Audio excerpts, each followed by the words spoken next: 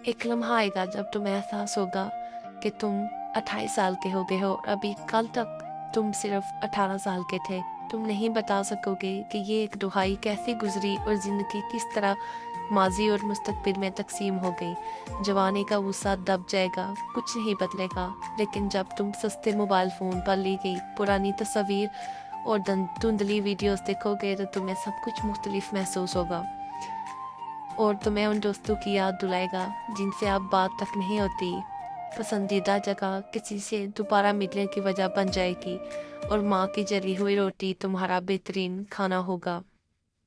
बहुत सख्त है, ये है एहसास है कि एक उम्र गुजर गई है और हम अचानक बड़े हो गए हैं, हमारी जिम्मेदारियां बढ़ गई हैं और हमारी तरजीहात बदल गई हैं।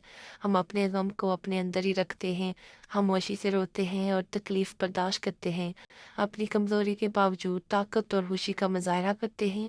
और उस सब के बावजूद हमारे अंदर अब भी एक बच्चा है जो अपनी ज़िंदगी जीना चाहता है, लेकिन हमने उस बच्चे को अपने अंदर गोद कर मार दिया है।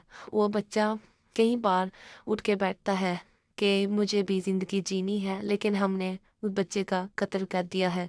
मुझे हमेशा डॉक्टर अहमद खालिद तौफीक का कॉल याद आता है, जब उन्होंने कहा, मैं रोना चाहता हूँ, कांपना चाहता हूँ और किसी बड़े से चिमट जाना चाहता हूँ, लेकिन कड़वी हकीकत ये है कि मैं खुद एक बड़ा हूँ। उनका कहने का मतलब यही था कि जब हम खुद बड़े होते हैं और खानदान के सरबराह होते हैं तो हमें रोने का कोई हक नहीं होता। हम चाहे कितनी तकलीफ में ही क्यों ना हो, हमें हर हाल में सब्र ही करना पड़ता है। लेकिन अगर देखा जाए तो ये हमारे माशरे की एक तल्ख हकीकत है कि मर्द हमारे उनके अंदर दिल नहीं होते। क्या वो तकलीफ बर्दाश्त करते हैं? क्या वो रो नहीं सकते?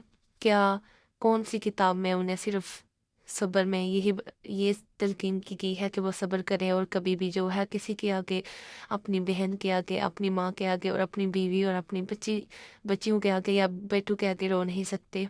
क्या जो मर्द रोते हैं वो मर्द नहीं होते? क्या उनके अंदर एहसास नहीं होते? ये सारी बताई हुई बातें जो है हमारे माशरे की खुद से हैं कि मर्द रो नहीं सकता और मर्द को तकलीफ नहीं हो सकती, और अगर हो भी तो वो सब्र करे और अपने अंदर उन जज्बात को जो है दबा ले। तो ऐसा करने से मर्द जो है वो अंदर ही अंदर घुटते चले जाते हैं और कुछ ऐसी बातें होती हैं जो उन्हें अपनी बीवी से खासकर शेयर करनी चाहिए और वो शेयर नहीं करते और अपने माँ बाप से शेयर नहीं कर पाते, अपने बहन भाइयों से शेयर नहीं कर पाते। उसकी वजह से उन्हें कहीं बहुत ज़्यादा बीमारियां लाहक होती हैं और वो इन्हीं बीमारियों को लिए कब्र में चले जाते हैं। और हमारा माशरा कहता है कि मर्द कभी भी नहीं रोता।